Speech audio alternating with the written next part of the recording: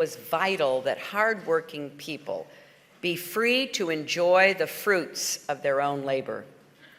It's one of the reasons he was so strongly against slavery, because it violated that entire notion. And as president, he took pains to use the tools of government to create more economic opportunity for Americans at every level of society. So too must we fight inequality and create opportunity in our time, not just for some Americans, but for all. So I come today as a mother and a grandmother to two beautiful little children who I want them and all of our children to grow up in a country where violence like the kind we saw last week doesn't happen again, and where the American dream is big enough for everyone. I'm also here as a candidate for president who is deeply concerned about the divisions that still hold our people apart and our nation back. I believe that our future peace and prosperity depends on whether we meet this moment with honesty and courage.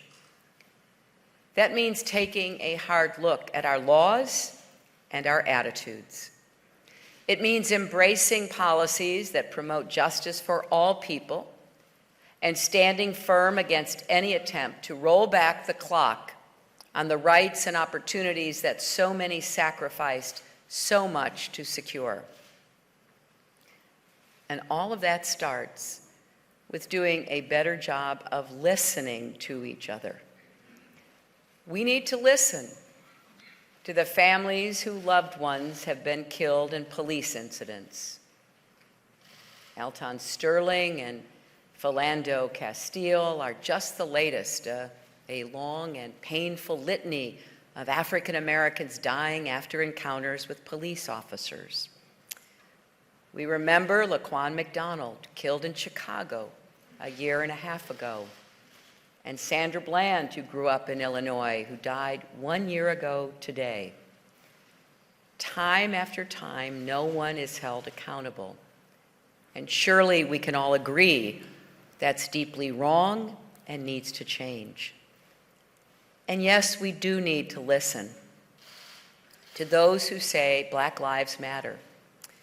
Too many Black Americans, especially young men, feel like their lives are disposable, and they worry every single day about what might happen.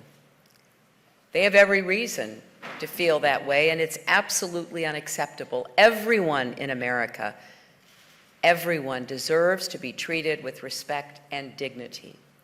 Surely that is something we can all unite behind. We need to acknowledge the 5 Latinos who also lost their lives in police incidents last week.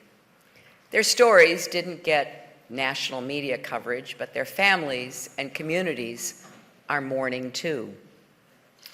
And at the same time, we need to listen to the dedicated, principled police officers working hard every day to rebuild trust with the communities they serve and protect. Our men and women in blue put their lives on the line every day to keep us safe and keep our democracy strong. Remember what Michael Kroll, Michael Smith, Lorne Ahrens, Brent Thompson, and Patrick Zimaripa were doing when they died.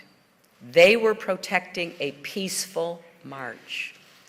They were people cloaked in authority, making sure their fellow citizens could exercise their right to protest authority. And there is nothing more vital to our democracy than that. And they gave their lives for it. David Brown, the Dallas police chief, said that when it comes to overcoming systemic racism and so many other problems in society, we ask too much of the police and too little of everyone else. I think he's absolutely right. This is our problem, and we all need to work together to solve it. We also need to listen to the families crying out for relief from gun violence. President Obama's trip to Dallas yesterday was the 11th time he has spoken to a city in mourning after a mass shooting. The wrong people keep getting their hands on guns, and not just any guns, military weapons, like the kind that the Dallas killer had, which allowed him to outgun the police. And the vast majority of gun owners agree we have to come together around common sense steps to prevent gun violence. If we're looking for common ground, this is common ground. And I hope that we will, from Washington to Springfield to everywhere across America, come to agreement about that. Now, I understand that just saying these things together may upset some people. I'm talking about police reform just a few days after a horrific attack on police officers. I'm talking about courageous, honorable police officers just a few days after officer-involved shootings in Louisiana and Minnesota. I'm bringing up guns in a country where just talking about comprehensive background checks and getting assault weapons off the streets gets you demonized. But all these things can be true at the same time. We do need criminal justice reform to save lives and make sure all Americans are treated as equals in rights and dignity. We do need to support our police departments that are trying to get it right and honor the men and women who protect us every day. We do need to do more to stop gun violence. We may disagree about how to do these things, but surely we can all agree with those basic premises. And I hope and pray the past week has showed us how true they are. Now, these are the issues on many of our minds right now.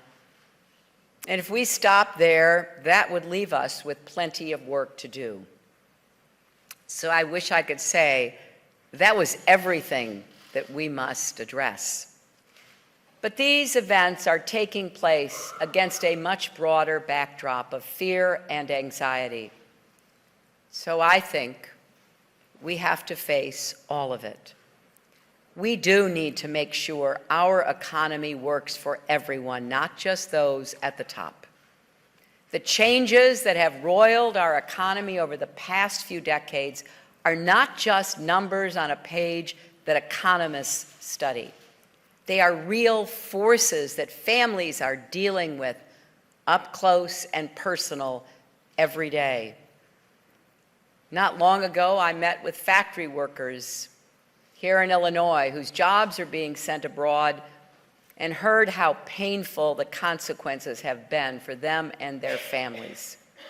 I've talked to workers across our country who've seen good jobs lost to technologies, who keep being told to get more training, even though that often doesn't lead to a good new job on the other end. These economic disruptions have stripped too many people of their sense of security and dignity, and that can have devastating consequences. We have to ask ourselves, why are drug addiction and suicide on the rise in parts of our country? That's not just about economics. It's about something deeper that is connected to economics. A sense of dislocation, even a pessimism about whether America still holds anything for them or cares about them at all. That's why I've pledged that in my first 100 days as president, we will make the biggest investment in new, good-paying jobs since World War II.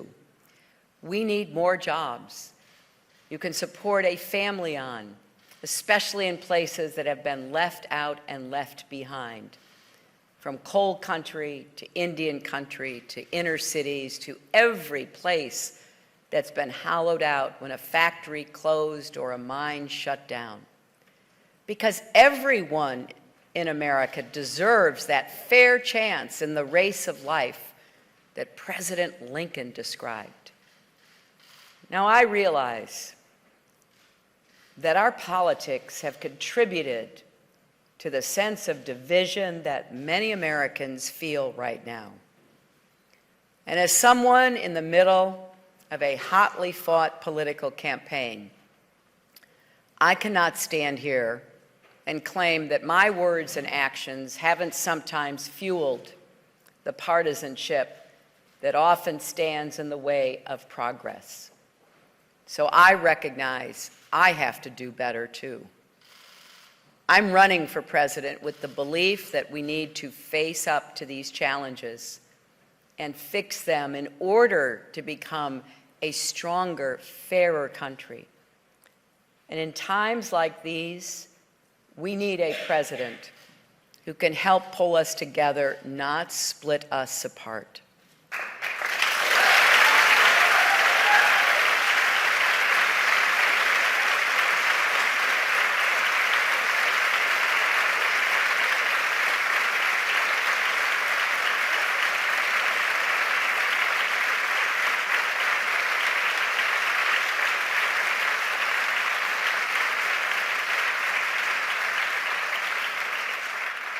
And that is why I believe Donald Trump is so dangerous. His campaign is as divisive as any we have seen in our lifetimes. It is built on stoking mistrust and pitting American against American.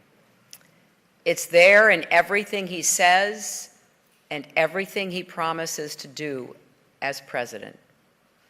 It's there in how he wants to ban Muslims from coming to the United States and toyed with creating a database to track Muslims in America. It's there in the way he demeans women, in his promotion of an anti-Semitic image pushed by neo-Nazis, and in the months that he spent trying to discredit the citizenship and legitimacy of our first black president. Last night, in an interview, he said that he understands systemic bias against black people because, and I quote, "Even against me, the system is rigged," unquote. Went on to say, "I can relate to it very much myself." Even this, the killing of people, is somehow all about him. It's there in his proposals on immigration. He says he'll round up 11 million people and kick them out. He's actually described a special deportation force that would go around America, pulling people out of their homes and workplaces, pulling children out of school. I got a letter from a mother the other day who said her adopted son asked her with a shaky voice if President Trump would send him back to Ethiopia. When kids are scared by political candidates and policy debates, it's a sign that something has gone badly wrong. And we see it in the violence that Donald Trump encouraged toward protesters at his rallies and the strange things he has said about the violence that will occur if we don't elect him. He says that if he doesn't win in November, we, and again I quote, won't even have a country anymore. America is not going to continue to survive. I do not know what he's talking about. But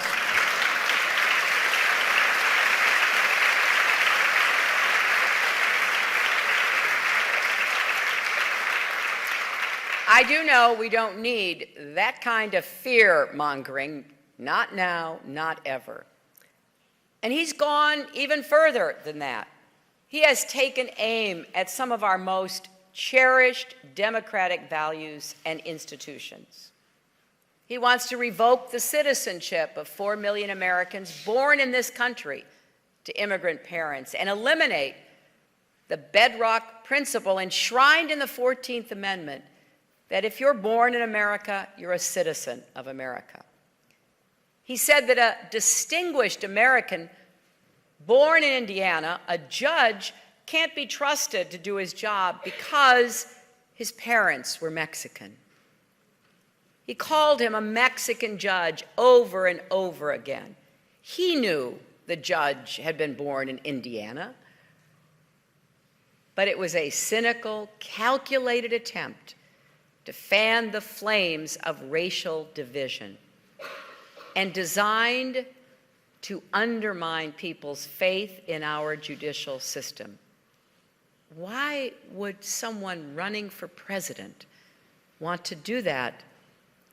And even that's not all. He says, as commander-in-chief, he would order our troops to commit war crimes and insisted they would follow his orders, even though that goes against decades of military training and the military code. He's banished members of the press who have criticized him. Is there any doubt he would do the same as president? Imagine if he had not just Twitter and cable news to go after his critics and opponents, but also the IRS, or for that matter, our entire military.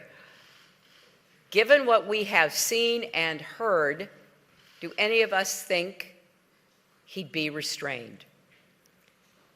And he has shown contempt for and ignorance of our Constitution. Last week, he met with House Republicans in Washington to try to assuage their serious concerns about him. One member asked whether he'd protect Article 1, which defines the separation of powers between Congress and the executive branch. Here's the answer he reportedly gave. I want to protect Article 1, Article 2, Article 12. Well, here's the thing. There is no Article 12. Not even close. That was a serious question from an elected representative, and he either didn't care enough to answer it seriously, or he didn't know where to begin. Even the most stalwart Republicans were alarmed by that, and well, they and we should be. The very first thing a new president does is take an oath to protect and defend the Constitution. To do that with any meaning, you've got to know what's in it, and you have to respect what's in it.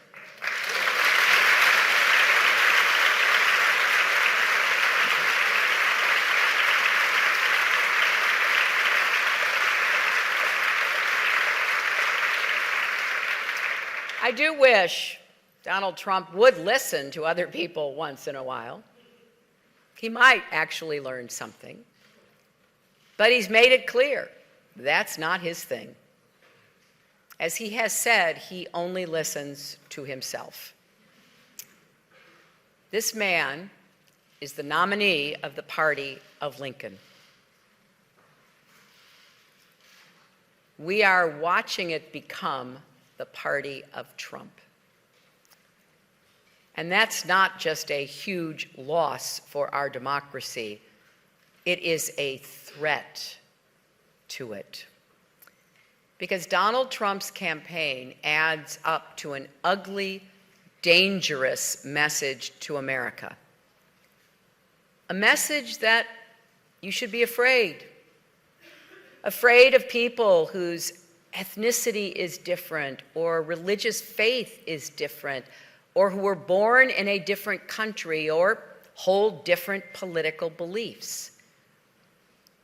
Make no mistake, there are things to fear in this world, and we need to be clear-eyed about them. But we are each other's countrymen and women. We share this miraculous country. This land and its heritage is yours, mine, and everyone's willing to pledge allegiance and understand the solemn responsibilities of American citizenship. That's what indivisible means, that big word that every grade school student knows. That we're in this together, even if that's not always easy. So let's think better of each other. Let's hold together in the face of our challenges, not turn on each other or tear each other down. Let's put ourselves in the shoes of police officers, kissing their kids and spouses goodbye every day, and heading off to a dangerous job we need them to do. Let's put ourselves in the shoes of African Americans and Latinos and try as best as we can to imagine what it would be like if we had to have the talk with our kids about how carefully they need to act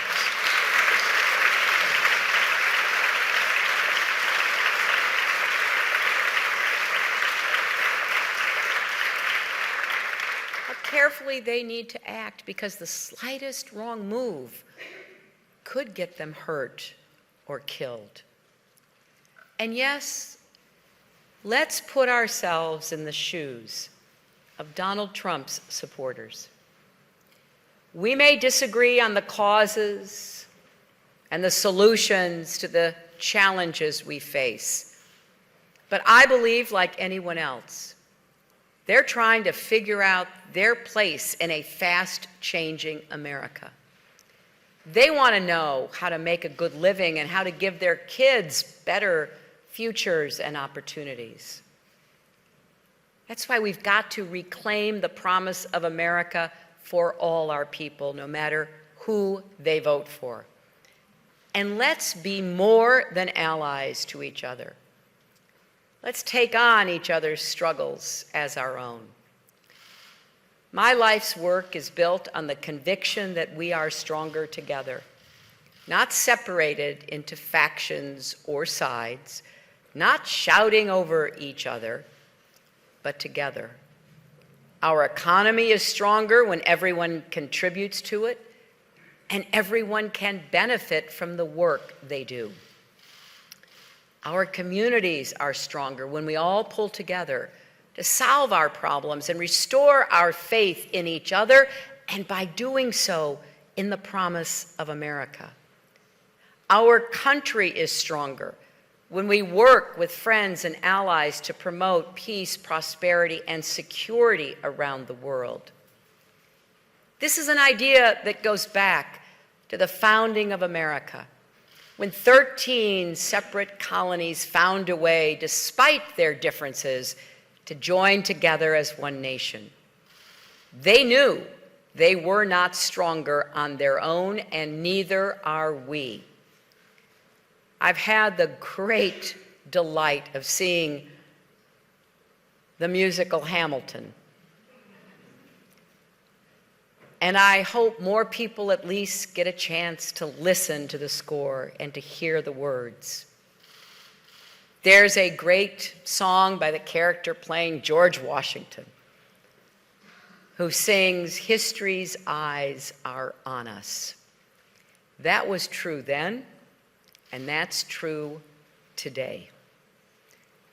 If we do this right, and if we have the hard conversations we need to have, we will become stronger still, like steel tempered by fire. Now, don't get me wrong, fierce debates are part of who we are. They started at my dinner table with my father and have continued ever since. It is who we are. You're reminded of that when you read history, When you think about the Lincoln-Douglas debates, debate over the right way forward. And sometimes we have to balance competing values like freedom and order, justice and security. These are complementary values of American life. That isn't easy. Previous generations have had to overcome terrible challenges, and no one more so than Abraham Lincoln. But in the end, if we do the work, we will cease to be divided. We, in fact, will be indivisible with liberty and justice for all, and we will remain, in President Lincoln's words, the last best hope of earth. Thank you all very much.